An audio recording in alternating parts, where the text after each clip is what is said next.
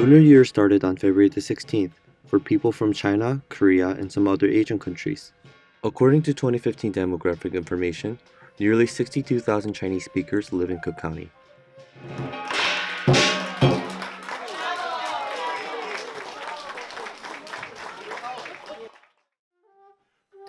Eric Mao is one of many Chinese Chicago residents who celebrate the Lunar New Year. Typically, a Chinese person who immigrated in the U.S. as an adult, which I did. I got here when I was 24. You try to blend in, but after a while, you see the difference, and you have experience, see the difference, you kind of go back. There's a belief among the Westerners that China will eventually be Westernized, and I don't think so. Because the culture gulf is so big, and it's with the different histories and different culture, China will never be Westernized. Chicago Chinatown is currently located in the southern side of Chicago, next to Pilsen and South Loop. It is the home for more than 10,000 residents, of which 78% speak Chinese. 3 stages of immigration, beginning in 1849, paved the way for immigrants like Mao.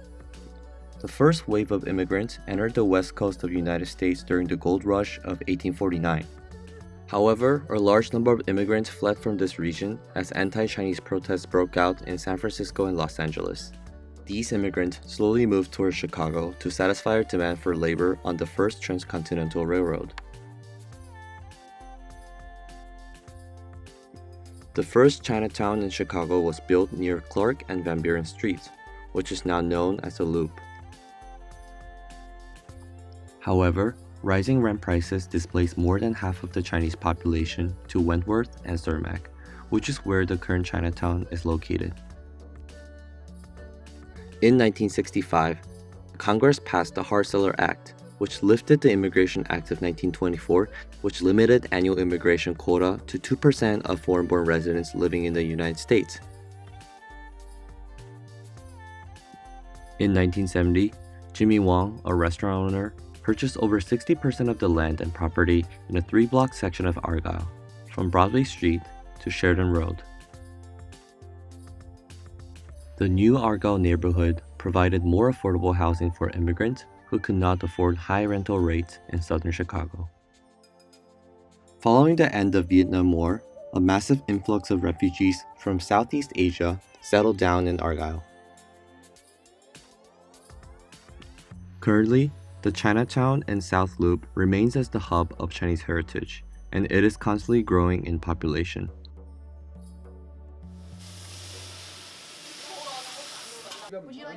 Vivian Lee was born in the United States, and her parents moved to the States when they were 21. I grew up in a bubble, for sure. I grew up in very much kind of at the heart of the Chicago Chinatown community because my grandfather was involved with the Chow Family Association, and there was the whole Ng family martial arts, and how I participated every year in Chinese celebration. It was frustrating at the same time because I was not fully Chinese, I wasn't fully American either. A lot of the times I would argue with my parents because my friends would go to sleepovers, they would go over to each other's houses, they would go out to do all these things, and I had to stay at home, and I had to be with family, and I had to be extra polite, and it felt limiting at times, but also at the same time liberating, because I had another culture that I had access to. Chicago is one of the most diverse cities in the United States, and some believe the immigrant experience in Chicago is different from that of other regions in the United States. I have been in Kansas, Lawrence, Kansas, so I have a little bit of experience in the countryside, but if you go to really in the middle of nowhere, people have never seen people not from Asia or something. But in general, the populated big cities. I have a friend who grew up in South Carolina. He actually got bullied and picked on a lot in school because of his skin color, because of how he looked and how he was smaller than, the white boys. So I guess other places in America just aren't as tolerant.